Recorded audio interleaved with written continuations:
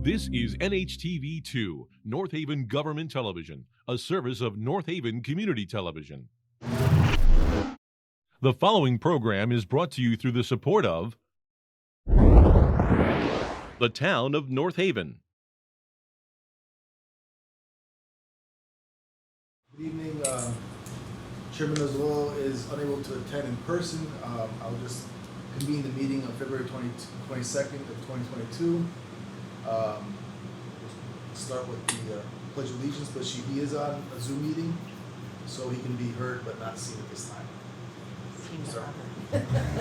Seen but not heard. Thank you, Vin. I appreciate that. I'd like to ask for the approval of the minutes from the Board of Fire Commission meeting held on January 25th, 2022. We can do the Pledge of Allegiance real fast. We're going to Chairman. Pledge Allegiance. Pledge allegiance to the flag of the United States of America, to the republic which stands one nation under God, indivisible, with liberty and justice for all. Motion to approve the minutes from last meeting. So moved as amended? As corrected? Yep, we have a second. Second. Minutes are approved from last meeting.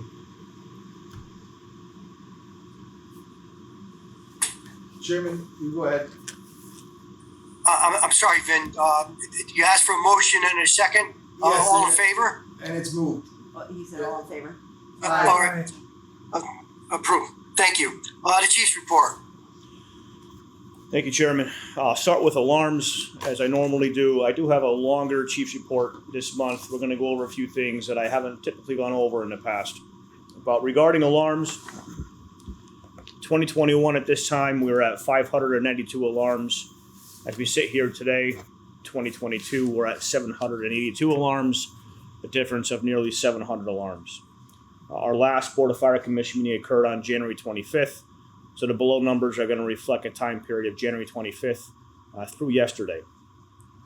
So since our last meeting, we provided ALS intercept 11 different occasions. We had 14 incident responses to the highway. There were 60 incidents in which just an ambulance responded with no fire support. We averaged 51% of our calls were EMS related, and approximately 373 incidents since our last meeting, 84 of which were overlapping, which is 23%. Regarding the budget, this time last year we were at 63.8%. As we sit here today, through period 7, we're at 61.1%. Since our last meeting, we've collected $17,368 in building permit fees. Brings us to just under $150,000 for this fiscal year. Regarding EMS billing, through the end of January, we were just over $40,000.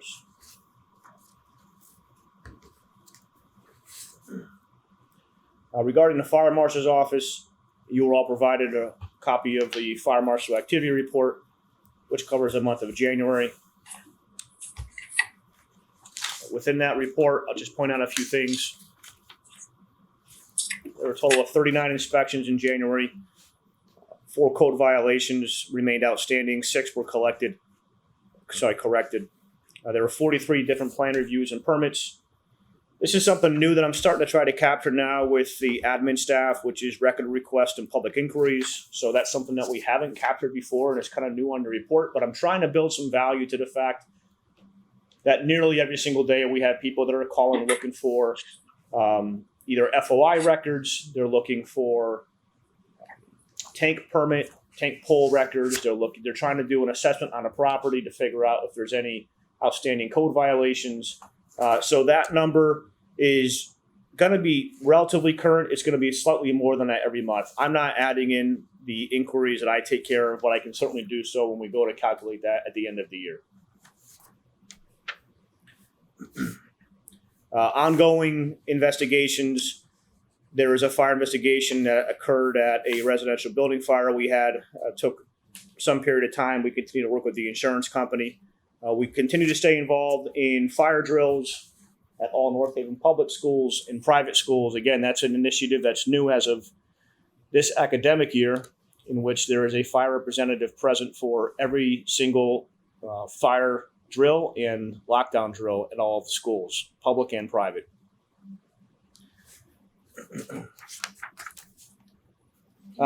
Go ahead, sure. Since that's new, what initiated that and what is the, first of all, I've got like 3 questions. The first is fire representative. Is that someone from the fire marshal's office or is it a firefighter or? So it depends on a number of factors and what the drill is that they're trying to do. Sometimes the drills, and if they're not yet, they will become more elaborate fire drills than perhaps we have in the past. I'll be honest with you, my kids went through the school system here in town, and it's been an area of frustration for me for a long time, and that I really feel the town could do a better job with how it conducts fire drills and the presence of fire representatives for those drills. So we identified, I wouldn't say some inconsistencies, but there were some variances in the drills that were done annually for all the schools. And it's something that I have to provide to the state once a year. I have to show the drill logs for all the schools. And we noticed it was really just a matter of the reporting was different for every school. And so through the efforts of the superintendent's office, we were able to secure the support of his office. Well, we're taking ownership now of those reports, and we're populating a drill log. We're there, we're present for every fire drill, and we're throwing, and I met with all the teaching staff at I believe it was the beginning of this year, beginning of this academic year, went around to all of the schools, met with all the staff, and explained to them that moving forward, we're going to start to do fire drills much differently. Whether that means blocking an exit and seeing what staff and what students do, whole variety of things. And remember that the regulations for the state allow you to supplement 2 lockdown drills in place of fire drills. But the more that we started working with the police department and some of the SROs, we realized that the lockdown drills could use some standardization as well. And with that, through a couple different case studies that were analyzed, when a lockdown drill is occurring, there needs to be a fire representative on site. So basically, it's to make the drills more effective in terms of preparing staff and students if an incident occurs. Correct. Okay. A couple items that were I want to point out is you'll see a couple addresses listed for code enforcement. So 2 sites there, you'll see things referenced like multiple water flow alarms, multiple false alarms. I can't impress upon you enough the role that the fire inspector plays in chasing down these false alarms that occur at all hours of the day. So what typically happens is we'll watch for trends in fire alarms, and then we'll notify him, and he'll go down and he'll chase down the property representative, the owners, whoever, work with the alarm companies. And this is all things that are happening by the day. They're not things that are planned out, in ahead. So his schedule is flexible enough where as he's driving through the area, because he's already going to do an inspection somewhere else, he's stopping and he's chasing down some of these issues that we're having with buildings. And I can't capture the number of false alarms just cutting down, but I can tell you it's quite significant. And that's what I have for the fire marshal's office. In addition to the regular report, we did send letters out to the property management companies for all of our apartment complexes. This letter was sent out on January 11th. This follows some of the tragic fires that occurred in Philadelphia and in New York. And I have a copy of the letter I can pass to the commission so they can see what we had asked people to be aware of there. For the most part, that's maintaining your exits, maintaining your smoke detectors. It was in your packet, right? Yeah. Okay. A couple other things. So regarding the fire marshal's office, now that we're starting to come on the other side of COVID, we're going to resume some meetings that were taking place for a long period of time but weren't as effective as we had hoped. Essentially, the fire department has taken a lead on scheduling meetings with any developers that are looking to come to town. And if you're a developer and you want to build a new building, or you have a zoning issue or whatever, and you're trying to troubleshoot the different issues that need to be taken care of with all the various departments, we're facilitating those meetings once a month in our conference room, where we're allowing developers to schedule meetings. A representative from every department in town will be present, and we can navigate through in fast track fashion what the issues are and what the individual needs to do to get that property opened or occupied. And then the last thing I have for you is, again, now that we're starting to see some construction take place, we're going to start taking some pre-construction fire safety steps much more seriously than we have in the past. There's a number of large buildings that we're expecting to break ground in the very near future, one of which seems like it did so this past week. And with that, we're going to be implementing construction fire safety plans, which is identified in the code, but has not really been enforced in the past. And what that means is that we're going to be making sure that the various contractors on scene and the GC are taking every step necessary to eliminate any possible chances of fire. Lots of times when you see large building fires, it's during remodeling or it's during construction. And so there's kind of people let their guard down thinking that, well, the building's on in construction, and sometimes that's the most hazardous. So there'll be a number of inspections that are occurring now at these larger sites that we have to make sure that they're compliant with all the regulations they need to be. That takes care of the fire marshal's office. I do have some other things to report, but is there any other questions from the commission before I move on? Couple of quick questions. Just with the number of calls that we've gotten and the overlapping calls, are there calls that we were delayed in responding to or unable to respond to?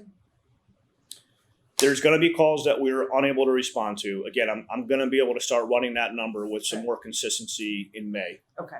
So you'll have that for the June reports. Okay. And any incidents that had to be mutual aid? There were, and I know that you would ask for that last month, and I started to run that, but we need to do a little more in-depth analysis to make sure those calls are all being captured correctly. Okay. So there were, and I'm working with Deputy Chief Marcarelli on making sure that we account for every one of them the way they're supposed to be. Okay.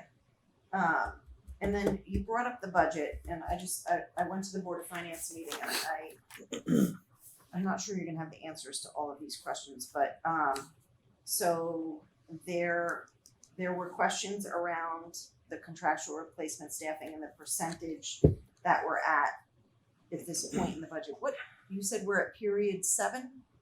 I ran it through period 7, the budget, yes. Okay. Yep.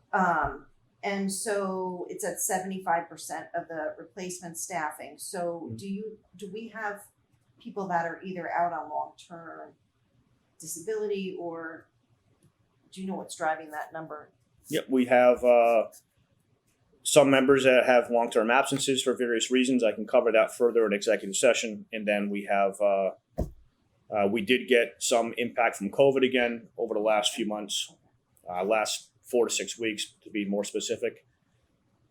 And then just remember too that brought us through, the busy periods for overtime are behind us now in terms of times of year with regards to the budget year. So the budget starts in July. Naturally, people are taking a lot of vacation in the summertime.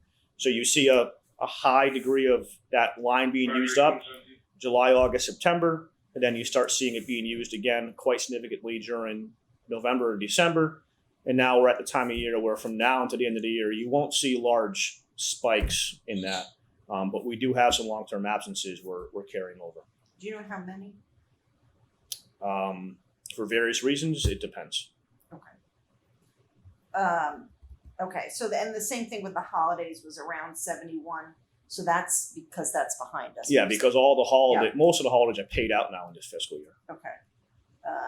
And then the issue of office supplies was at 103%. I know there was an issue with things being encumbered, but you didn't necessarily spend them. Do you know, I think Rich was going to reach out to you about what some of these are. Did he? I have not heard from him, no. Okay.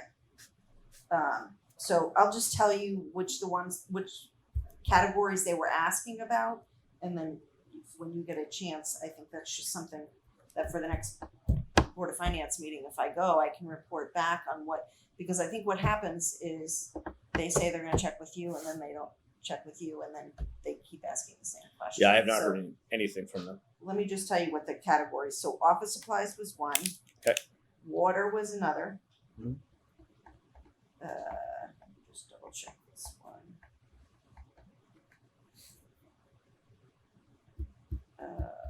Building maintenance and repair, and there's a $42,000 encumbrance that I don't think we ever figured out what that was from. That's did we? probably all encumbrances together. It's not an individual encumbrance, most likely. That's going to be all of them. Okay, and those are the POs that maybe have not been actually spent yet? Correct. So one thing I don't know that's been conveyed very well to the Board of Finance is that there's been a bit of a change of policy in finance this past year where there were bills that were always paid that we knew to expect from a month-to-month basis. That would be what we call direct pays. And we're not able to do that any longer. The finance department wanted everything taken out with POs Okay, so that we're spending it against a PO. So that's why you see a high dollar number of encumbrances because we you have We the have PO so ready many- to go, but correct. nothing's been spent. Right. It hasn't necessarily been spent yet. Mhm. So the other one was uniforms and cleaning. And again, that's like 24,000 in encumbrance, so that may not have been spent yet, but, so those are the ones that they brought up. Sure. And real quick on building maintenance, I can check on office supplies and water. I mean, water, it goes back to the hydrant issues that we were having with the Yeah. water company. That I can't do anything about that. They're going to be, they're going to start to be billed now towards the regular water line for the town. The office supplies I can check on. The building maintenance and supplies, we did just pay out just over $7,000 in cleaning from 2020. So we received bills from fiscal year 2020, and I checked with the finance department if we needed to pay those or not because I didn't know if the error was in us processing the bills and us in fact me receiving them, or if it was an error in the company never sending the bills. I was told pay it, so we paid it, and it was $7,000 that I was not expecting to pay. That should have come out of at least last year's budget when that line was exorbitantly high because of all the cleaning. That's related to cleaning. Okay, so that's strange that it's still not under that, because they never closed, I don't think they closed the books out from 2020, but okay, all right. And then one other quick question about the budget, because they were talking about when the police department presented, they were talking about Public Works does some of their maintenance of their vehicles and things like that. I know you couldn't do that with Apparatus, but are there other things that Public Works does that they're not necessarily, that's in your budget and it's being done some other way that possibly could be done through Public Works? Potentially the problem we've had with Public Works is that it's a turnaround time. Okay, And the fact that they're really limited in their scope. So Public Works cannot work on fire apparatus at all. Yeah, So the only thing they could work on is the few admin cars that we have. And because we don't have spare admin cars and we need to turn over to be so fast, we Okay. schedule that in advance with an outside company. We get it done and we get the car back the same day. okay. I think that's it. Anything further? I have a couple other things under other, but is there anything further I can take care of before I move on? All right. The other Okay, thing. Chief. The other things I have is we have one recruit in the fire academy right now. All indications are that he's doing well, and I'm anticipating hiring a second. That will be a lateral hire, meaning we do not need to send this individual to the academy. That individual should be starting, it looks like the first week in March. We're targeting May 28th still as a go live date. That will be the date in which all 4 shifts are operating out of the Monterey station, the building we're in now, with an ALS staffed engine. That number may change. It may be delayed a little bit. It depends on if the academy maintains the schedule that it's on right now, and if graduation day continues to be what it's scheduled for. I wanted to cover a couple other things quickly that I want to start to make sure that we at least discuss, and that has to do, I've talked about it a lot during the budget workshops, but the status of the volunteers in terms of their overall staffing. So I've shown this every single year that I've been chief during a budget workshop, showing how many volunteers we have. So just I think the important number that I want to drive home here is the number of probationary. So we don't have that many individuals looking to join the volunteer ranks right now. It's like that everywhere. So we're normally carrying anywhere from 6 to 8 probationary members, people who are kind of filtering through and will become regular members. At present time, I have 3. Now that doesn't include the juniors, and the junior program is thriving. It's doing very well. They've got a solid participation of about 4 to 6 any given time. So that doesn't include them. They will eventually fall into this number, but not until they get a little bit older. So Monte Luisa at this point in time, I have 6 qualified volunteers with 2 probation. West Ridge, I have 10 qualified volunteers with 1 probation. And Northeast, I have 12 in total with none on probation.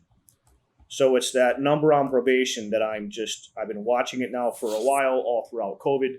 We don't have a lot of people who are applying to become a volunteer. We continue with our strong efforts to do so. There was a commercial that we put on social media recently. We continue with the hotline. We continue with publications locally and the signs in front of the firehouses. And every inquiry that I receive from somebody who wants to become a volunteer, they speak directly with a volunteer. So we're going to have to keep monitoring that. But with that, Can you give the Ridge number again, the volunteers? sure, 10 and 1. 10. Oh, okay, 10 and 1. Yep. And then Monteluise was 6 and 2. 6 and 2. So that brings us with a total of 28 qualified, certified volunteers and 3 probation.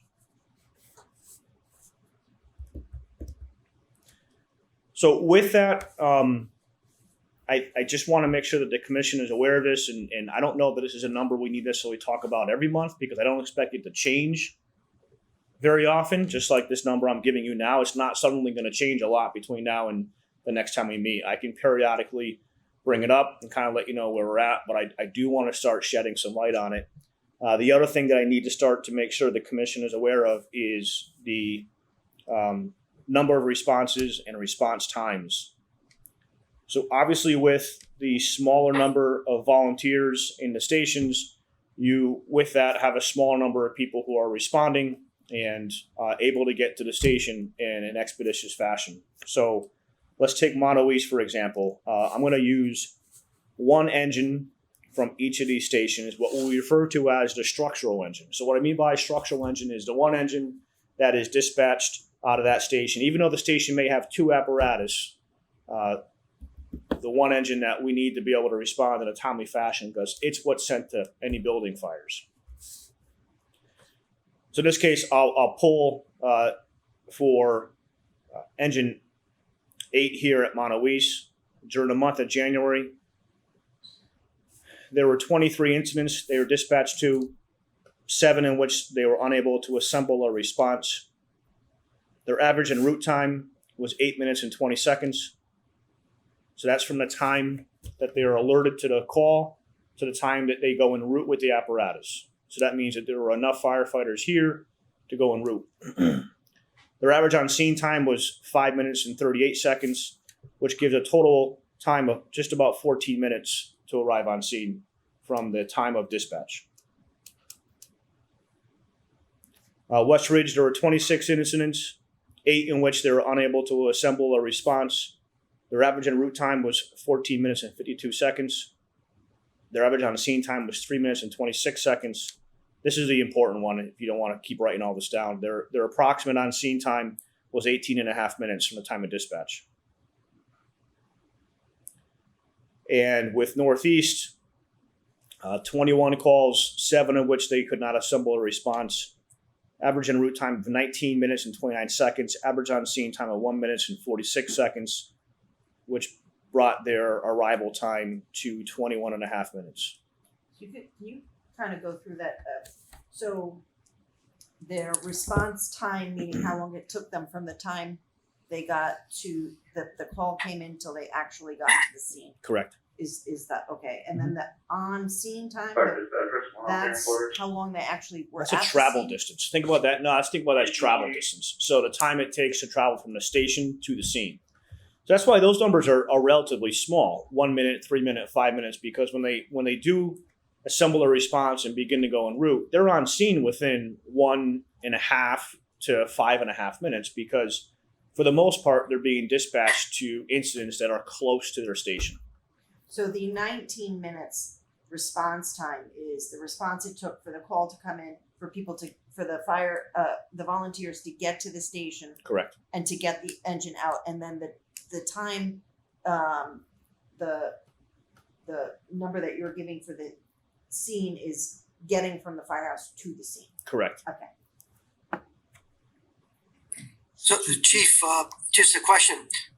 If I remember correctly, and they're responding to fires only, correct? Well, that's probably the next piece worth discussing real fast is what incidents are we calling them to? Now, they do not go to, I'll tell you what they do go to. And of course, there's going to be some, this isn't completely always the case, but for the most part, it's all commercial fire alarms, all accidents on the highway, only accidents on the highway, all building fires, and all car fires.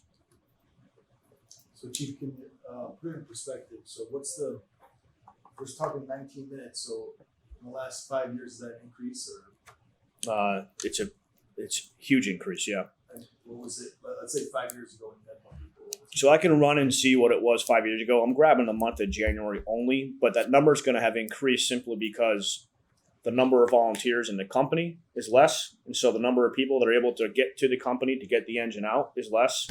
So there's a number of variables on why that's the case. What's your preferred time frame? So we try to do our best to meet national standards, specifically NFPA 1710.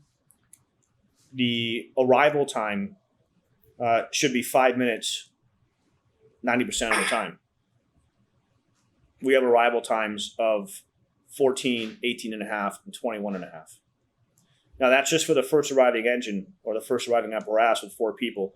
We need to assemble 14 to 16 people on scene within 9 minutes, 90% of the time.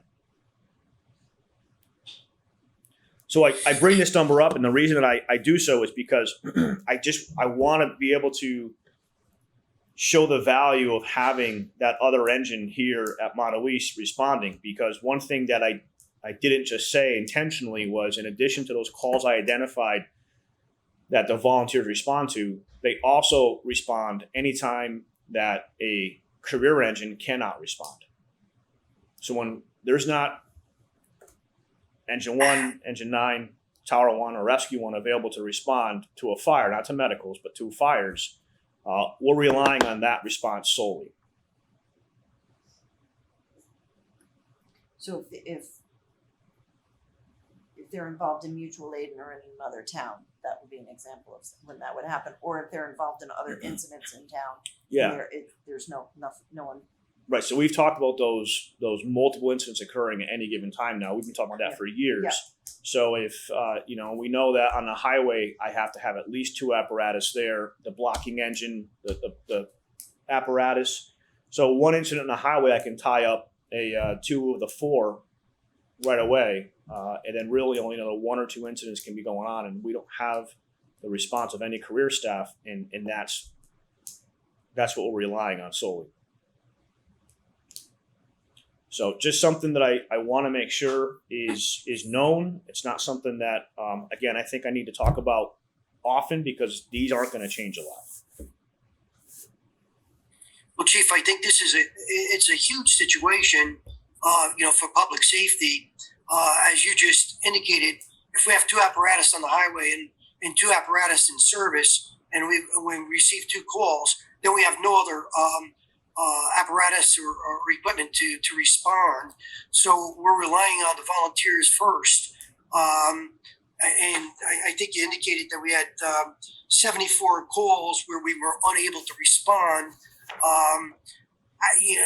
That number is going to rise as the volunteer ranks dwindle, and again, no fault of theirs. But that's an alarming number for the public. Yeah, I think the number you're quoting is 84, and that was the 84 incidents since our last meeting that were overlapping calls, simultaneous calls. That's okay. I thought you indicated that there were 74 calls that we did not respond to, but I stand corrected. But even at that, it's still a significant number, especially when we're counting on 28 volunteers who are eligible to come out, and we know during the day almost all of those people are working, so it's going to be virtually impossible for our volunteers to respond to any incident when we have all of our apparatus and equipment tied up. Again, that's, I think, alarming as far as the public is concerned, that we're unable to perform those duties that they expect us to perform. But thank you for that information. And is there anything else in your report, Chief? No, I believe Commissioner Caldwell has something. The one thing I think would be helpful to get each month is that not necessarily the number of volunteers if they haven't changed, but I think keeping track of those calls that they couldn't get a response for the volunteers is an important number, because out of the 3 that you named for just this month, that's 22 calls that could not there weren't enough volunteers to be able to respond to the call. So I think that is something for that might be helpful to keep track of and get each month. Okay. All right, that's what I have for Chief's report. Is there any other comments or questions of the Chief's report? Hearing none, we'll move on to the correspondence. Has any fire commissioners received any correspondence? Or Chief, have you?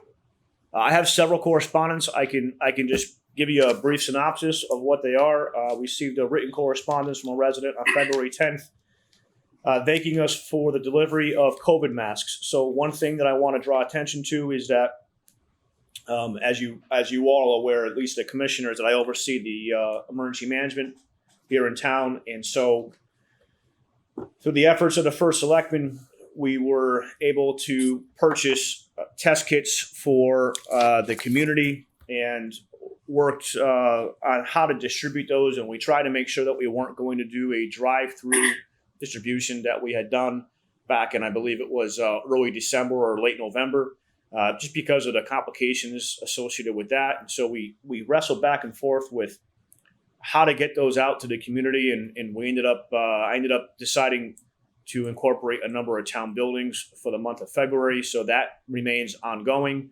But with that, we still had to identify those residents that were unable to drive to a town building to pick up their allotted test kit or masks that were claiming an ADA accommodation. And so with that, we populated a list of individuals who were making that claim. And we provided, I hired staff, and we provided those test kits out to a number of residents. This particular one was 90 years old and was writing to just thank us tremendously for being able to provide her with the test kits without her having to leave her home, because she didn't have a way to do so. And also just talking about the process in general. I'll provide that to the commission. Another correspondence I have is from a resident from a house fire that occurred on January 16th. Thanking the department for its fast response and providing the resources and getting the fire under control as quickly as we did. Another correspondence I have is from the City of New Haven Fire Department. We provided some assistance in recognizing a active member of the department that had recently passed away. And so I have a letter from New Haven I can pass around. And this one's a little unique. I was kind of surprised with this one, and I want to take this opportunity to explain what this one is all about. So I was asked to attend a meeting and a ranking member of the Army National Guard was present and presented us with an award. The award references, it was provided to myself and Andy Del Vecchio from the Community Services. So for those of you that don't recall, over the period of time that we were contending with COVID, Connecticut's divided into 5 regions. We happen to fall into Region 2. We service 30 municipalities as members of Region 2. And I was able to have North Haven serve as the pod, which is the point distribution site for Region 2 for all the towns. And throughout COVID, the rec center was used almost exclusively to provide masks, test kits, PPE, gowns, I mean, everything that was provided over the course of COVID to all municipalities in Region 2. That totaled 4.5 million items over that period of time. And so the Army wanted to recognize, the award's addressed to me, but this isn't about me. I want this to be about the town. So it wasn't just me that put this together. Obviously, without the support of 2 deputy chiefs, I would not be able to devote the time that I do to emergency management.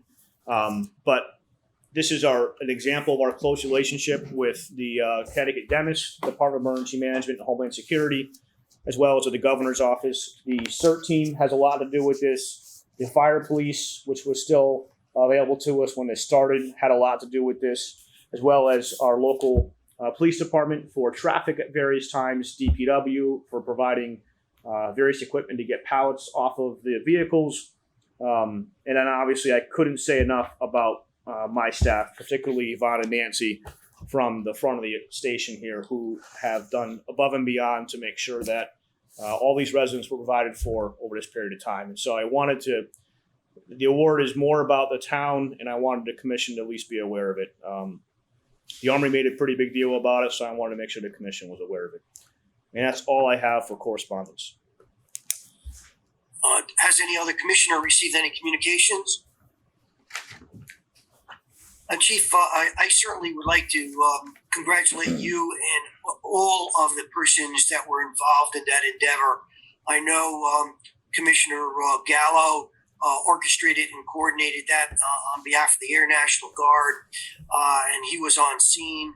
I personally picked up PPE equipment for the community I work for, and it was very much appreciated that it was in town rather than having to travel a long distance to pick that PPE equipment up. So again, thank you, Chief, for orchestrating and coordinating and overseeing that, and for all of the employees that helped to make that happen. It was a letter well deserved and recognition well deserved. Thank you for that. Moving on, as far as old business is concerned. I have no old business. Any updates on Apparatus? So, as of today, the newer rescue was returned to us. We calculated how long that's been out of service over the last year, about 6 months in the last year. So that was return to service. We're hoping it's resolved, but I am requesting that we seek an extension on the warranty, which is due to expire towards the end of March. So I've initiated some conversations with the vendor to make sure that that's covered. I have not heard anything back yet on the engine that was struck on a highway. I've inquired with the finance office to start making sure that we can engage in a conversation with the insurance companies that are involved to figure out the next steps for that. And other than that, we need to start putting our apparatus through the various preventive maintenance scheduling that's due now. So that should be taking place soon. And the maintenance is, you guys have a regular schedule for the maintenance that you do? Yeah, every year, usually starting in January, we start sending the apparatus out for its annual checks. Okay. All right. And any other questions regarding old business? Hearing none, we'll move on to new business of the department. The only thing that I wanted to just bring up, and I should have brought this up when we talked about the budget. I did ask what the process for the budget was gonna be. And so they've finished the last set of workshops. There are other departments that are asking for increased staff, and I just think I'm encouraging all the commissioners to really push for the request that the chief put in through the Board of Finance, and really support the need for the increase in the personnel. The police department's asked for additional personnel as well. So I just, I know that in the past, it's had to be broken up over, a couple each year, but it's clear by the numbers that more more fire personnel are needed. And I think that I'm certainly gonna get up and indicate my support for that, and I hope the other commissioners will do so as well. Jen, you're exactly correct, and we've already begun that initiative. As you're aware, the State of the Town address took place last week. I know the chief and myself were there, and we've had an opportunity to talk to a number of the Board of Finance members who were present, just to find out what their temperature is. They were not committal. They didn't commit anything, certainly, but I think that they've heard what the chief presented and what our needs are, and I really believe they understand that the call volume has increased substantially, and certainly based on Mike's comments as far as economic development is concerned, it sounds like construction is beginning to come into town, and buildings are being erected. So, and that's going to mean more business and more call volume for us. So I'm hopeful that the Board of Finance understands the importance of our request for 2 additional personnel. I'm hopeful of that. But again, I think it's important for all of us to continue to lobby on behalf of the department. Chief, anything else under new business? Looking to have the commission make 2 motions. Contractual obligations are requiring that I elevate career firefighter Rondo and career firefighter Piscatello to grade B. I believe the commissioners have that motion, and they're certainly well deserved of it. And it's just a formality. It happens whenever they reach this much tenure. This chief, I make a motion to elevate firefighter Rondo and firefighter Piscatello to grade B effective February 28, 2026. Do I hear a second to the motion? Second. Is there any question on the motion? All in favor? Aye. Aye. Opposed? So moved. Thank you. Anything else, Chief? No, sir. Chief, anything for the good of the fire department? Nothing for the good of the department, and there are no members of the public present. All right, thank you for that. Then I'll entertain a motion to move into executive session. So moved. Do I hear a second? Second. Any question on the motion? All in favor? Aye. So moved.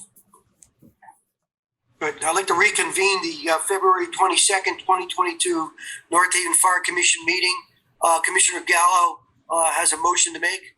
Yes, I would like to make a motion to move Ray Premier from a volunteer firefighter status to Fire Operations Support Command.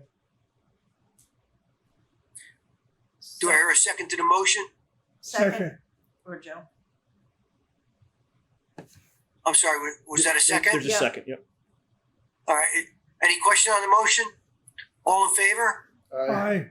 Aye. Opposed? So moved. Any further business coming before this commission? Here are none. I'd like to announce that the next Fire Commission meeting will be on March 22nd at 6 p.m. At the Montauk Company 2 Community Center on Quinnipiac Avenue. I'll entertain a motion to adjourn. So moved. Second. Do I hear a second? All in favor? Aye. This meeting's adjourned. Thank you very much for being here tonight.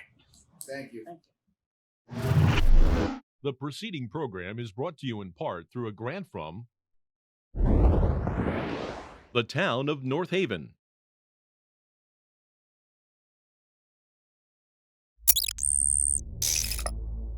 Watch town meetings or other videos on demand at nhtv.com.